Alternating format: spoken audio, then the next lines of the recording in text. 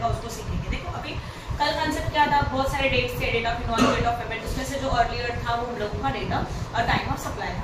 यहाँ पे भी हमारा समझो पहला कंडीशन क्या है, अभी देखो हमारे पास डेट्स है, अगर समझ लो कि date of invoice within the 30 days from the date of service. देखो मैंने क्या बताया, डेट ऑफ सर्विस मतलब जिस दिन आपने सर्विस प्रोवाइड किया। ओके, तो यहाँ पे एक डेट होता है डेट ऑफ सर्विस, दूसरा डेट होता है डेट ऑफ इनवॉइस एंड तीसरा डेट होता है डेट ऑफ पेमेंट। ये 3 डेट्स यहाँ पे सर्विसेज में इंपॉर्टेंट है। डेट ऑफ सर्विस का मतलब जिस दिन हम लोगों ने सर्विस प्रोवाइड किया, that date is known as a date of service. Okay, जैसे कि अभी मैं लेक्चर दे रही हूँ तो सर्विस कब प्रोवाइड हो रहा है, आज के दिन में, तो that is the date of service. फिर इसका बिल जब मैंने प्रिपेयर किया, that is known as a date of what, invoice, right. और इसका जो मुझे पेमेंट मिला, that is known as a date of payment. Clear हो रहा है? ओके, ये 3 डेट्स हमारे लिए इंपॉर्टेंट है। सब नंबर बाद में बताऊंगी, फिलहाल यहाँ ध्यान दो। अभी रूल्स क्या कहते हैं, date of invoice within the 30 days from the date of service. ये जो डेट ऑफ इनवॉइस है, ध्यान देना बोर्ड पे, हमारा यहाँ लिख रही हूँ डेट ऑफ सर्विस, ये है डेट ऑफ इनवॉइस एंड ये डेट ऑफ व्हाट है, पेमेंट।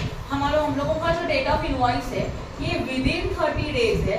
विद इन 30 डेज मतलब सर्विस के बाद इनवॉइस 30 दिन के अंदर बनाना, राइट। अगर यस मतलब हम लोग को पहले क्या चेक करना है, सर्विस के बाद इनवॉइस कब प्रिपेयर हो गया, 30 डेज के अंदर कि बाद में। अगर ये इनवॉइस 30 दिन के अंदर बन गया तो इनवॉइस एंड पेमेंट दोनों में से earlier is the time of supply. बराबर है? अगर इसका आंसर यस आया तो अगर ये विद इन 30 डेज है, डेट ऑफ सर्विस के बाद डेट ऑफ इनवॉइस अगर 30 दिन के अंदर प्रिपेयर हो गया, मतलब सर्विस के बाद इनवॉइस का डेट 30 दिन के अंदर का है, 30 डेज के अंदर का है, तो इनवॉइस एंड पेमेंट दोनों में से क्या रहेगा, earlier is a time of supply. Then समझा कि नहीं समझा? उसके बाद अगर नो है, मतलब डेट ऑफ सर्विस के बाद इनवॉइस विद इन 30 डेज नहीं है, उसके बाद है, तो ऐसी सिचुएशन में date of service and date of payment दोनों में से earlier is a time of supply. मतलब इनवॉइस को इग्नोर कर दो क्योंकि वो 30 दिन के अंदर नहीं है, तो 30 दिन के अंदर है तो इनवॉइस एंड पेमेंट दोनों में से earlier is a time of supply. और अगर 30 दिन के अंदर नहीं है तो क्या करेंगे, क्या जाएगा, इनवॉइस को इग्नोर कर दो क्योंकि ये 30 दिन के अंदर नहीं है, 1 महीने के अंदर होना चाहिए ना, तो ये 30 दिन के अंदर नहीं है तो इसको इग्नोर कर दो, डेट ऑफ इनवॉइस को इग्नोर कर दो, तो सर्विसेज एंड पेमेंट दोनों में से earlier is the date of time of supply. समझ में आया? तो यही लिखा है, date of invoice within 30 days from date of service. Service के बाद इनवॉइस 30 दिन के अंदर है तो इनवॉइस एंड पेमेंट दोनों में से earlier, and date of invoice after 30 days from the date of service. हमारा डेट ऑफ इनवॉइस कब है, 30 दिन के बाद है, कहाँ से, डेट ऑफ सर्विस से, तो date of service and date of payment दोनों में से व्हाट, अर्लियर। देन किसी को कुछ डाउट है, समझा यहाँ तक जो मैंने एक्सप्लेन किया? ये आरसीएम वाला रूल है, इसको बाद में देखेंगे, पहले ये पॉइंट समझो। नाउ ओपन क्वेश्चन नंबर, कल कौन सा किया था, 21 तक हो चुका था, अभी 22 वाला सम निकालो प्लीज। मिला 22 वाला सम, क्वेश्चन नंबर 22, कल का पीडीएफ ऑलरेडी सेंड किया, उसमें 22 वाला सम है। Okay, now determine the time of supply, मिला, determine the time of supply of the services in the following independent cases. अलग अलग सर्विसेज के पॉइंट्स है और उन्होंने केसेस देके रखा है। Date of provision of service, तो ये बन के आपका date of service, date of invoice तो इनवॉइस का डेट है, एंड डेट ऑफ पेमेंट है मतलब पेमेंट का डेट है, तो 3 अलग अलग डेट्स अवेलेबल है। ओके, अब ये सर्विस का सम कैसे आइडेंटिफाई करेंगे, क्वेश्चन में कहीं ना कहीं वर्डिंग रहेगा सर्विस, तो पता चल जाएगा this is the question of what, service. Clear है? जैसे कि date of provision of service wording आया ना, और यहाँ पे गुड्स वर्डिंग नहीं रहेगा, रिमूवल नहीं, गुड्स आर मेड अवेलेबल, ये वर्डिंग नहीं रहेंगे, तो आप आइडेंटिफाई कर सकते हो कि this is the question of services. Okay, अब सॉल्व करने के पहले क्वेश्चन को कॉपी करना पड़ेगा, मतलब क्वेश्चन के 3 कॉलम बनाएंगे। This is the question number 22, यहाँ पे हमारा आएगा पहला सीरियल नंबर, सीरियल नंबर के बाद क्या आता है, क्या आएगा यहाँ पे, डेट ऑफ सर्विस आएगा, राइट। बाद में क्या दिया है क्वेश्चन में, डेट ऑफ इनवॉइस देके रखा है, हाँ है ना, एंड डेट ऑफ पेमेंट, ये 3 निकाले। अब हम लोगों को चाहिए हमारा answer, that is the time of supply. 4 column enough है, इससे ज्यादा बनाने का जरूरत नहीं है। पहले क्वेश्चन बताओ, चलो सीरियल नंबर 1,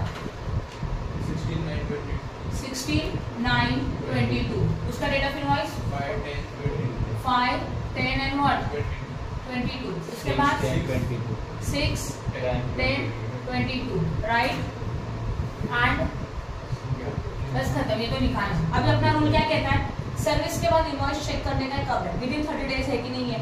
ओके, अभी 30 डेज मतलब अप्रॉक्सीमेटली 1 मंथ होता है, एक्चुअल में देखा जाए तो अगर आपको एक्यूरेटली कैलकुलेट करने का है तो 30 दिन कैसे कैलकुलेट करेंगे? सबसे पहले लिखो 30 डेज, जैसे कल मैंने सिखाया था। अभी कौन सा मंथ है?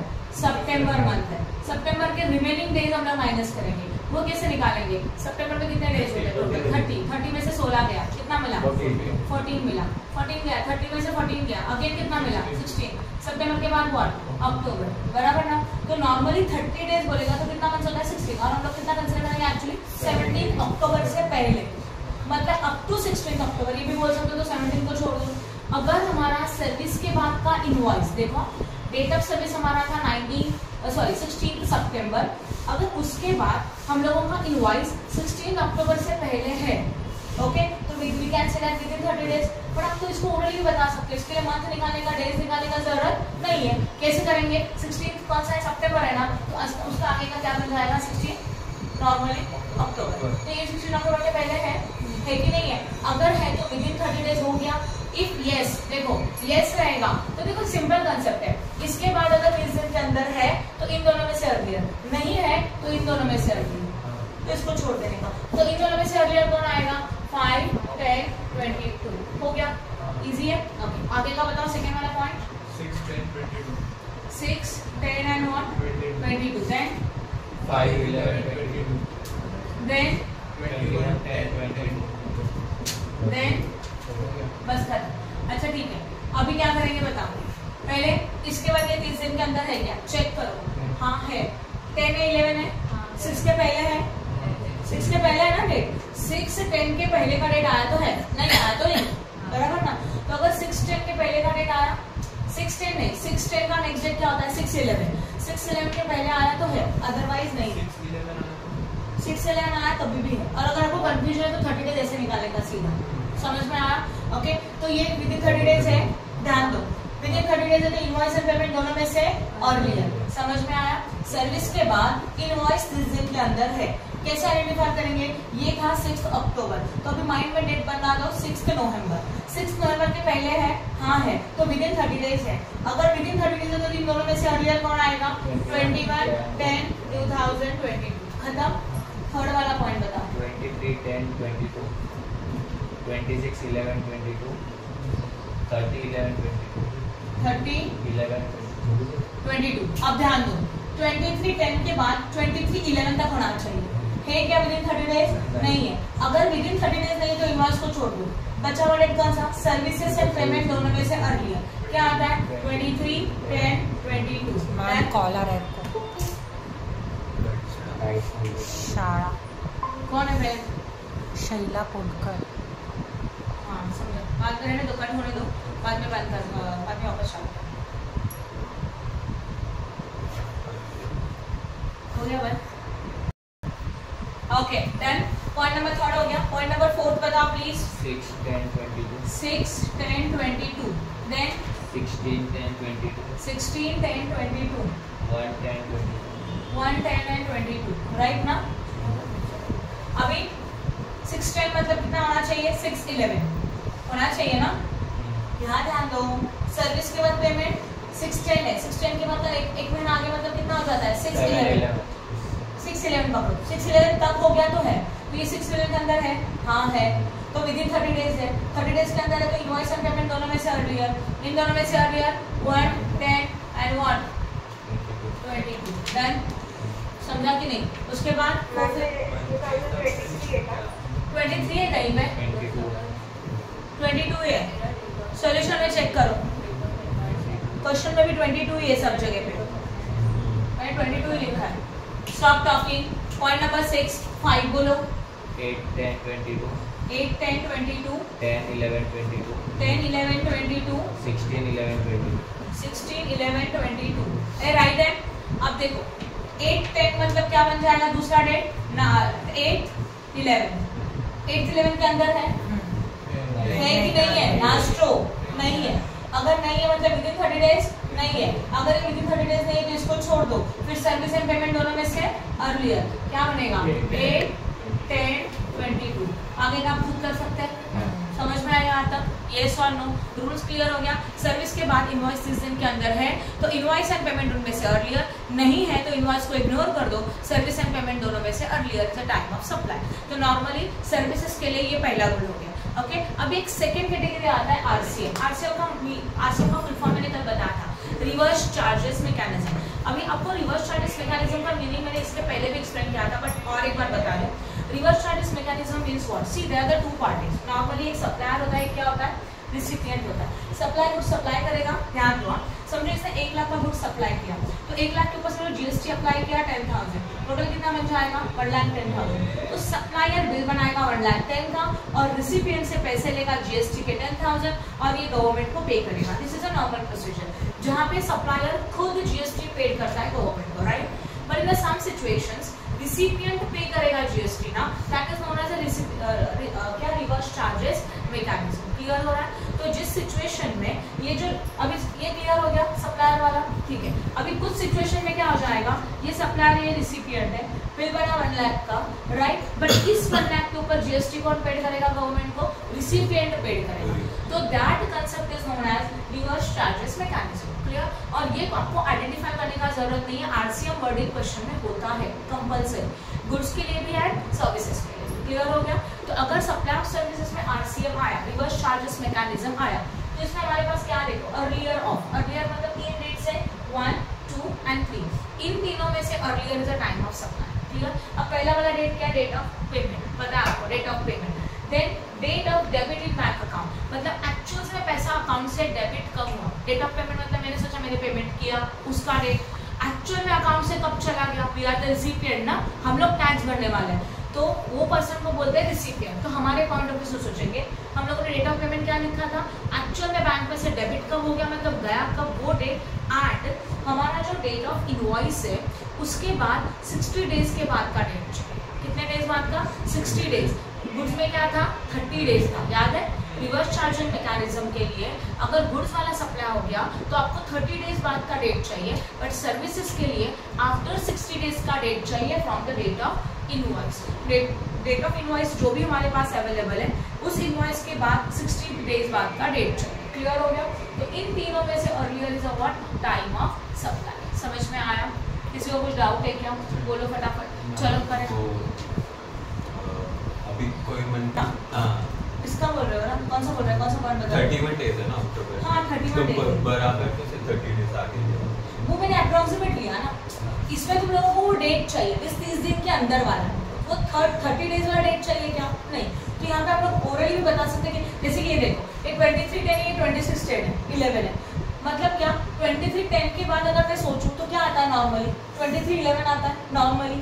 डेज कैलकुलेट नहीं किया, एक महीना कंसिडर किया, 30 डेज मतलब, तो ये तो उसके बाद है ना, तो अप्रोक्सीमेट क्या हो जाएगा? 30 दिन के बाद ही हो जाएगा। क्लियर हो रहा है? यहाँ पे देखो 6/10 है, 5/11 है, या आप बोल सकते हो 30 दिन के अंदर है क्योंकि 6 से पहले है। तो यहाँ पे तुम लोगों को प्रॉपर डेट निकालने का जरूरत नहीं, आप अप्रोक्सीमेटली 1 महीना माइंड में रख के कर सकते हो, क्योंकि अंदर या तो बाद में चाहिए। यस और नो? क्लियर हो रहा है? समझा? इसके लिए अच्छा रफ करो, इसको फोटो ले लो प्लीज। ये रफ नहीं करूँगी, ये रफ करूँगी, फोटो ले लो फटाफट। ये रूल्स वाला सम हमारा आएगा क्वेश्चन नंबर 23, लास्ट रो, ध्यान दो। क्वेश्चन नंबर 23, चलो फटाफट बताओ। पहला वाला सीरियल नंबर कॉलम आएगा। नेक्स्ट कॉलम क्या दिया है क्वेश्चन में? डेट ऑफ इनवॉइस, यस और नो? Date of service. उसके बाद क्या देके रखा है? Date of provision of service. Wait, date of invoice के बाद मैं एक जगह छोड़ दूंगी एक कॉलम, क्योंकि मुझे 60 डेज वाला डेट चाहिए, हाँ या ना?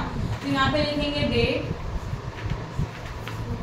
Of 60 days after date of invoice. Calculation में इजी जाएगा इसलिए उसी के बाजू में बना लिया एक्स्ट्रा कॉलम, राइट? फिर date of provision of service मतलब डेट ऑफ सर्विस दिया है। फिर date of entry of payment, date of payment मतलब डीओपी लिखो, डेट ऑफ पेमेंट। फिर date of debit in bank account, date of debit in bank account मतलब जिस दिन सबसे पैसा अकाउंट से चला गया, that is debit in bank account. और फिर उसके बाद आपको आपका आंसर मिलेगा, राइट? अक्षय समझा?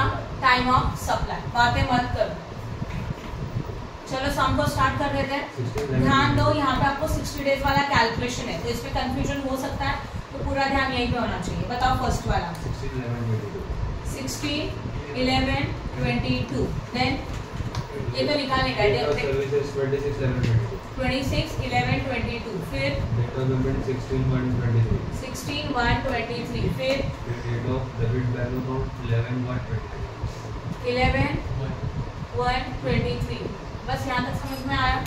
बोलो फटाफट, क्लियर है यहाँ तक? यस और नो? अच्छा ना, अभी हम लोग को सबसे पहले चाहिए 60 डेज बाद का डेट। पहले हम लोग यहाँ पे लिखेंगे पॉइंट नंबर 1, और पहले लिख दो 60 डेज जो आपको कैलकुलेशन करने का। मंथ कौन सा है? नवंबर, राइट? तो यहाँ लिखो नवंबर।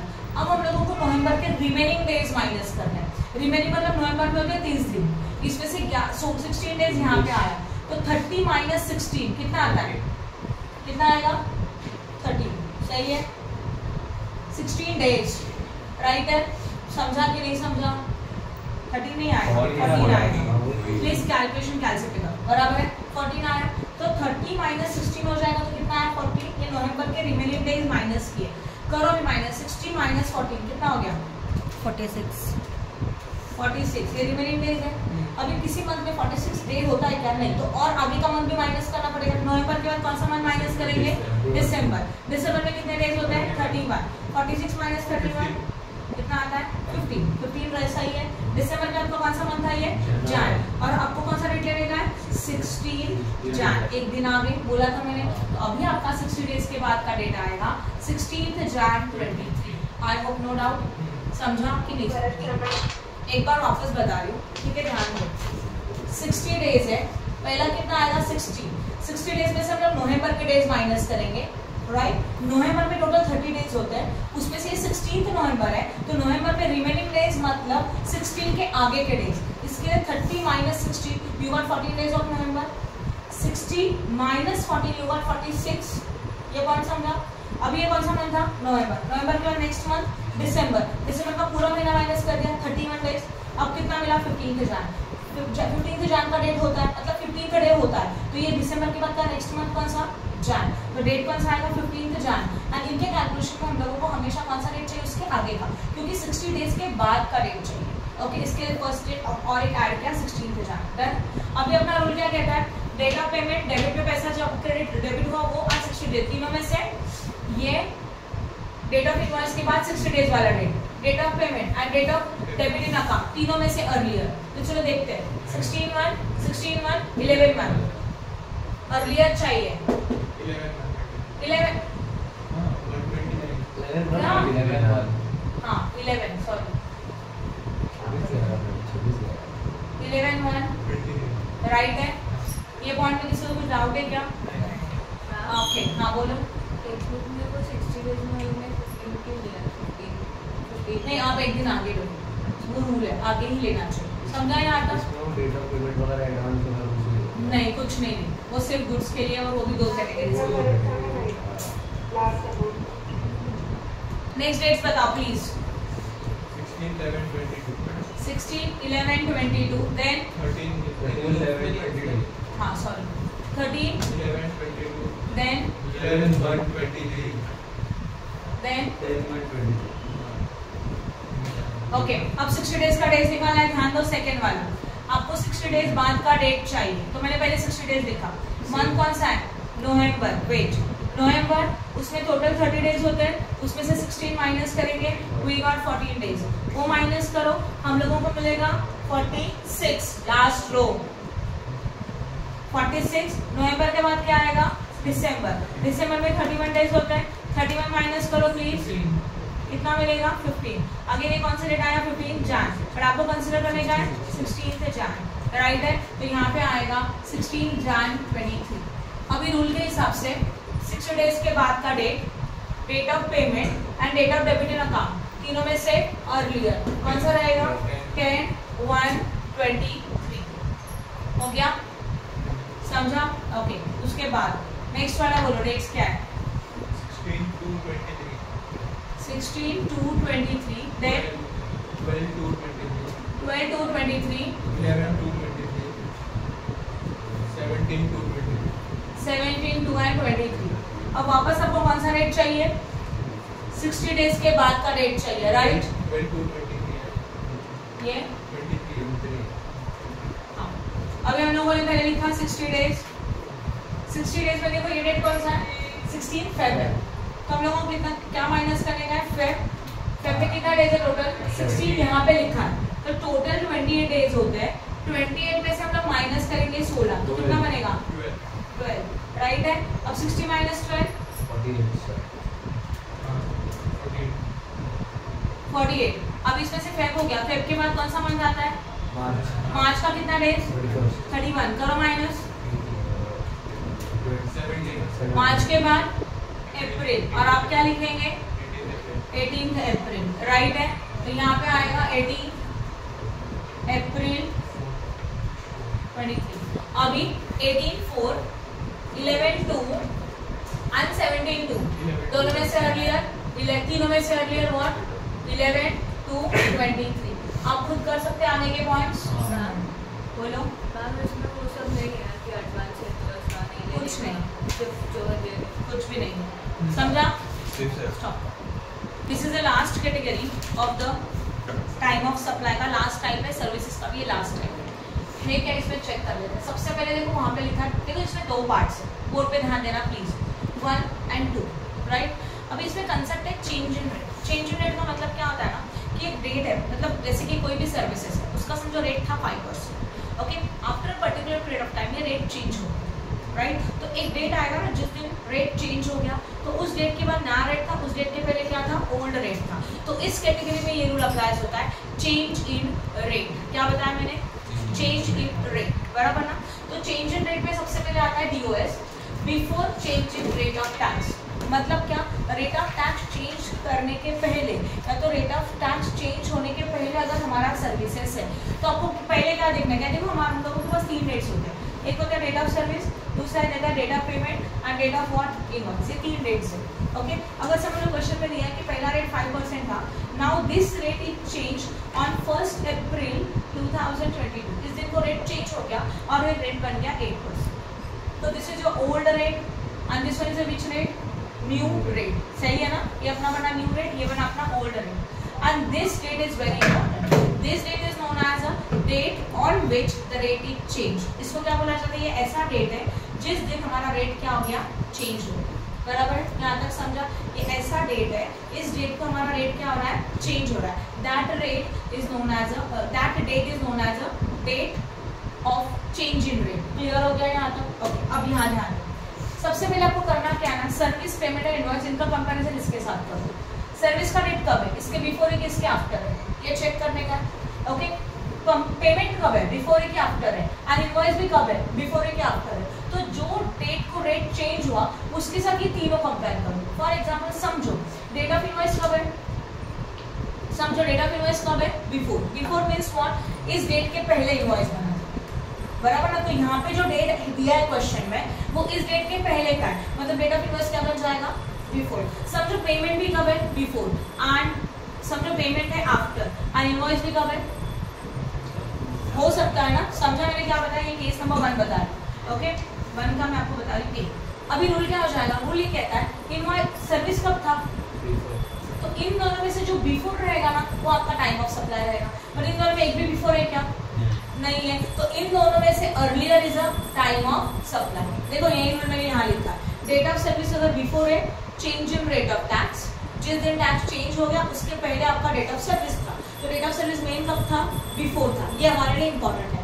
तो एक्चुअल्स में अगर ये बिफोर है तो पेमेंट एंड इनवॉइस दोनों में से जो बिफोर है वो आपका टाइम ऑफ सप्लाई होना चाहिए, बट इन दोनों में से एक भी बिफोर नहीं है, तो ऐसे सिचुएशन में इन दोनों में से जो अर्लियर है वो टाइम ऑफ सप्लाई। तो देखो लिखा है डेट ऑफ पेमेंट भी आफ्टर है, डेट ऑफ इनवॉइस भी आफ्टर है कि नहीं है, तो इन दोनों में से अर्लियर से क्या रहेगा, हमारा टाइम ऑफ सप्लाई रहेगा। क्लियर हो गया ये पॉइंट, ओके। अभी दूसरा केस देखो बी वाला, समझो सर्विसेज बिफोर है, इस डेट के बिफोर में क्या है, डेट ऑफ सर्विस, मतलब पहले सर्विस प्रोवाइड किया था, अब उसमें पेमेंट बिफोर है एंड इनवॉइस आफ्टर है। आपको चेक करने का सर्विस कब है, सर्विस बिफोर, तो इन दोनों में से जो बिफोर है ना वो टाइम ऑफ सप्लाई, तो इन दोनों में बिफोर कौन है, तो इसमें आपका date of payment is time of supply. समझा, ये देखो वही लिखा है, डेट ऑफ पेमेंट आफ्टर था, डेट ऑफ इनवॉइस बिफोर था, बराबर ना। हाँ ये बात, date of payment and date of invoice इन दोनों में से बिफोर वाला आपका आंसर रहेगा। समझ में आया। अगर समझो ये बिफोर है बट ये आफ्टर है एंड ये बिफोर है, तो सर्विस कब था, बिफोर था, तो इन दोनों में से बिफोर वाला आपका आंसर रहेगा। ये पॉइंट समझ में आया। यस और नो, राइट। अभी केस चेंज करते हैं, means what, someone date of service after है, डेट ऑफ सर्विस कब है, आफ्टर है, बट पेमेंट एंड इनवॉइस दोनों बिफोर है। तो अगर ये आफ्टर है ना, तो इन दोनों में से आफ्टर वाला आपका आंसर होना चाहिए, बट आफ्टर तो है नहीं, तो दोनों में से earlier is a time of supply. समझ में आया? सर्विस में जो है ना वो आगे ढूंढने का है, यहाँ पे सर्विस में क्या है, आफ्टर है, तो बट पेमेंट कब है, बिफोर, एंड इनवॉइस भी कब है, बिफोर, तो आफ्टर तो भी नहीं है दोनों में, तो इनमें से अर्लियर। समझ में आया? अगर समझो सर्विस कब है, आफ्टर, पेमेंट कब है, बिफोर, एंड इनवॉइस कब है, अभी ये आफ्टर है ना, तो इन दोनों में से आफ्टर वाला आपका टाइम ऑफ सप्लाई होना चाहिए, तो क्या रहेगा, डेट ऑफ इनवॉइस। और समझ लो सर्विस कब है, आफ्टर, एंड पेमेंट है आफ्टर, और ये है बिफोर, तो यहाँ आफ्टर है, तो इन दोनों में से आफ्टर कौन आ रहा है, डेट ऑफ पेमेंट, तो this is your time of supply. समझा कि नहीं समझा? क्लियर है? और जो मैंने एक्सप्लेन किया ना वो पूरा यहाँ पे लिखा हुआ है, और देखो यहाँ पे अंडरलाइन करके भी रखा है। तो सर्विस बिफोर है तो दोनों में से बिफोर वाला आंसर होना चाहिए, बट बिफोर है ही नहीं तो अर्लियर। और अगर सर्विस आफ्टर है तो दोनों में से आफ्टर वाला आपका आंसर होना चाहिए, टाइम ऑफ सप्लाई होना चाहिए, बट अगर आफ्टर है ही नहीं है तो दोनों में से अर्लियर। समझ में आया? सम करते हैं, चलो इजीली समझ में आएगा। इस बेसिस के ऊपर 24 determine the time of supply in the following cases. कुछ इन्फॉर्मेशन हमारे पास अवेलेबल है और टाइम ऑफ सप्लाई कैलकुलेट करना है। The rate of GST was decrease to 5%। हमारा रेट ऑफ जीएसटी क्या हो रहा है, डिक्रीज हो रहा है। कहाँ तक डिक्रीज हो रहा है, 5% तक, with the effect from 38/10/2021 and before which the rate is 18। पहले हमारा रेट 18 था, अब एक डेट देके रखा है, क्या डेट है, 13 अक्टूबर 2021। इस डेट को रेट चेंज हो गया और वो बन गया 5%। तो ओल्ड वाला रेट 18 था, न्यू वाला रेट क्या बन गया, 5। चलो ये डेट बहुत इंपॉर्टेंट है, पहले इसको डेट को लिखते हैं। क्या डेट है बता, 31 13 क्या 13/10/21। ओके, इसके पहले रेट कितना था, 18, बाद में कितना हो गया, 5%। ये उन्होंने अपने लिए रखा है। This is a question number 124। चलो जो क्वेश्चन दिया पहले इसको कॉपी करेंगे। पहला आता है serial number, then date of, that is date of service, then date of invoice, then date of payment. बस तीन ही डेट यहाँ पे जरूरी होता है, और फिर आपको आंसर आएगा, that is time of supply. अब बोर्ड पे ध्यान दो प्लीज। पहला वाला कैटेगरी, पहला वाला पॉइंट बता, 9/22, फिर 15/10/22, फिर 18/10/22। 18/10/22। ओके, अब ध्यान दो, सबसे पहले सबको कंपेयर करो बिफोर के आफ्टर है, ऊपर वाले डेट के साथ। ऊपर वाला डेट है 13/10, 17/9, 13/10 के बाद में 21 है 22, तो क्या 21 ही है ना, चेक करो एक बार। 22 रहना चाहिए। हाँ वही मुझे एक बार ऐसे लगा कि रॉन्ग है करके क्वेश्चन में। हाँ ये 21 नहीं है, 22 होना चाहिए, क्वेश्चन में मिस्टेक है। आपके न्यू बुक में भी सेम है 21। ठीक है, हम लोग 22 लेके करके देखते हैं, मुझे ऐसा लग रहा है क्वेश्चन में मिस्टेक है करके। ये समझ में आया? अब चलो कंपेयर कर लो प्लीज। ये कब है, नहीं 22 है मेरे, 22 है ना, मतलब मेरा पहले का बुक है ना, तो 13/10/21 है, देन उधर 17/9/21 ही है। हाँ तो 22 होना चाहिए, राइट। अब ध्यान दो प्लीज, ये कब है, बिफोर के आफ्टर, इसके कंपैरिजन में चेक करो। ये अक्टूबर था, डेट ऑफ सर्विस ऊपर वाले के डेट में क्या है, बिफोर। ऊपर वाले के साथ इसको कंपेयर करो, ऊपर वाले के कंपैरिजन में सर्विस कब हो रहा है, बिफोर। ऊपर वाला डेट है 13/10, उसके कंपैरिजन में ये कब हो रहा है, आफ्टर। और ऊपर वाला डेट है 13/10, उसके कंपैरिजन में ये कब हो रहा है, आफ्टर। सही है ना? समझा मैंने क्या बताया आपको? ओके, अब रूल रहता है, ये वापस बताती हूँ, ध्यान दो सब लोग, ध्यान दो प्लीज। मैंने क्या बताया, ऊपर एक डेट देके रखा है, कौन सा वाला, 13/10, उसके साथ इन सबको कंपेयर करो। 13/10 मतलब 13 अक्टूबर, 13 अक्टूबर की ये बिफोर है कि आफ्टर है, बिफोर है ना, इसलिए बिफोर लिखा। बट 13 अक्टूबर के बाद आता है 15 अक्टूबर, इसके लिए आफ्टर लिखा। एंड 13 अक्टूबर के बाद आता है 18 अक्टूबर, इसके लिए क्या लिखा, आफ्टर लिखा। पहले ये डिसाइड करके लो। अभी सर्विस को चेक करो, सर्विस कब है, बिफोर है, तो इन दोनों में से जो बिफोर है ना वो आपका आंसर होना चाहिए, बट है क्या, कुछ नहीं है, पर दोनों में से अभी अर्लियर। समझा मैंने क्या बताया वो? तो दोनों में से अर्लियर कौन है, 15/10/22। डन, मैं ये बिफोर आफ्टर रफ नहीं करेगा, आपको पेंसिल से लिखना एग्जाम है और बाद में रफ भी कर देना है, राइट? ओके, पॉइंट नंबर 2 बोलो। 17, 9, 22. 17, 9, 22, देन 16, 10, 22. देन 15, 10, 22. अच्छा यहाँ ध्यान दो प्लीज, अभी ऊपर वाले के साथ कंपेयर करो, उसके पहले है कि उसके बाद में? 13, 10 के पहले आता है 17, 9, तो ये बन गया बिफोर। 13, 10 के बाद में आता है 16, 10, तो ये बन गया आफ्टर। 13, 10 के बाद में आता है 15, 10, तो ये भी बन गया आफ्टर। एक्चुअली सर्विस कब है? तो इन दोनों में से बिफोर होना चाहिए, है नहीं तो दोनों में से अर्लियर। दोनों में से अर्लियर कौन है? 15, 10, 22, सही है ना? समझा कि नहीं? अच्छा और एक बात, यहाँ पे हम लोग को टैक्स रेट भी लिखने के लिए बोलते हैं कभी कभी, या तो बोलते हैं कि टैक्स कैलकुलेट करो, तो अभी और एक कॉलम आएगा टैक्स रेट। सोचो ये रेट कब है? 15, 10 है, ऊपर वाले के बाद है ना, तो कौन सा रेट अप्लाई होगा? 5, न्यू रेट 5। और अगर वैल्यू दिया रहेगा, कुछ भी दिया है क्या वैल्यू सब में? हाँ, कितना वैल्यू है बोलो? 15 लाख है ना, तो उसके ऊपर कितना परसेंट आएगा? 15%। और अमाउंट कितना आएगा? सॉरी 5%। 15 लाख है ना? 1 है। 15 लाख होना चाहिए, रॉन्ग है वहाँ। करो कैलकुलेट, 15 लाख के ऊपर 5% करो 75,000, इसको बोला जाएगा वैल्यू ऑफ टैक्स। ये वाला पॉइंट में और एक बार बता दी, ध्यान देना। ये जो टाइम ऑफ सप्लाई आया, ये कब है? बिफोर है कि आफ्टर है? आफ्टर है। तो अगर ये आफ्टर है तो आफ्टर का रेट क्या था? 5% था, तो जो वैल्यू था उसके ऊपर 5% कैलकुलेट किया, राइट है? चलो आगे क्या करते हैं, पॉइंट नंबर 2। पॉइंट नंबर 2 का रेट भी इसके साथ कंपेयर करो, कब है? आफ्टर है, तो आफ्टर का रेट कितना है? 5। तो अभी वैल्यू कितना था? 20 लाख के ऊपर वापस कितना परसेंट आएगा? कितना आता है? मैंने कैलकुलेशन नहीं किया, राइट है यहाँ तक? ओके, चलो आप थर्ड वाला बताओ। 9, 22, देन 8, 9, 22, देन 18, 10, 22। अब ये निकालना है, ध्यान दो, पहले इसको लिखो। ये कब है? बिफोर है। ये कब है? बिफोर है। और ये कब है? आफ्टर है, सही है? ये सर्विस बिफोर है, तो इन दोनों में से बिफोर वाला आपका आंसर होना चाहिए, दैट इज 8, 9, 22, सही है? अब ये बिफोर है, टाइम ऑफ सप्लाई कब है? बिफोर है, तो बिफोर का रेट कितना है? 18, तो यहाँ पे कितना परसेंट आएगा? 18। वैल्यू कितना है? 25 लाख के ऊपर कितना परसेंट आने वाला है? 18%। समझ में आया? कितना? 4,50,000। समझा कि नहीं समझा? लास्ट है क्या? ओके, फोर्थ वाला बोलो। 17, 9, 22, 14, 10, 22, 29, 22. 29, 22। डेट ऑफ सर्विस कब है बताओ? बिफोर है, तो इसको बिफोर लिखा। ये कब है? आफ्टर है। एंड 29 कब है? रूल क्या कहता है? ये बिफोर है, तो इन दोनों में से यहाँ आफ्टर होता तो दोनों में से आफ्टर आता था, सही है ना? इन दोनों में से बिफोर कौन है? 29, 22। अब ये कब है? बिफोर हो गया, तो बिफोर वाला रेट कितना था?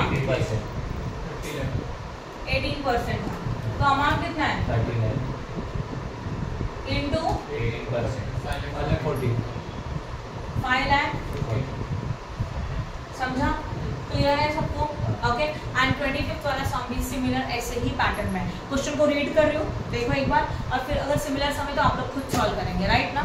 Question number 25, determine the time of supply in the following cases. The rate of GST is increased to 18% with the effect from 14/12/2021। यहाँ पे भी मिस्टेक है, 21 नहीं 22 होना चाहिए वहाँ पे। क्लियर हो रहा है? प्लीज उसको चेंज करो, 22 होना चाहिए। नाउ हमारा रेट चेंज हो गया 14 दिसंबर 22 को, एंड प्रायर दैट रेट, उसके पहले रेट था 12%, बाद में रेट हो गया 18%। तो ओल्ड वाला रेट 12% है, न्यू वाला रेट 18% है, सही है? यस और नो? उसके बाद अभी क्वेश्चंस देखो please. Sorry, date of supply of service, तो मतलब date of service, date of invoice and date of payment and value of service. अब डेट ऑफ सर्विस कब है? 29 बताओ, बिफोर है कि आफ्टर है? बिफोर है, उसके बाजू में बी लिखो, यस। देन 9/12 कब है? बिफोर है, एंड 18/12 कब है? आफ्टर है। नाउ लिसन, अगर सर्विस बिफोर है तो दोनों में से बिफोर वाला आपका आंसर आना चाहिए, that is 9-12। Time of supply क्या आएगा? 9-12, राइट। देन 29 है, ये कब है बता? बिफोर है। 3-12 कब है? बिफोर है। एंड 7-12 भी कब है? तो अगर ये बिफोर था तो इन दोनों में से बिफोर वाला आंसर होना चाहिए। अब दोनों बिफोर है तो दोनों में से अर्लियर, कौन सा अर्लियर आएगा? 3-12। समझ में आया? यस और नो?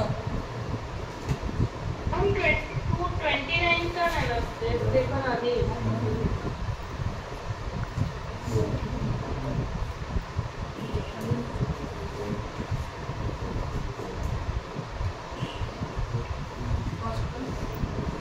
थर्ड देख लो प्लीज। पॉइंट नंबर थर्ड के लिए रूल चेंज है जो मैंने अभी तक नहीं बता, उसका रूल बता रही।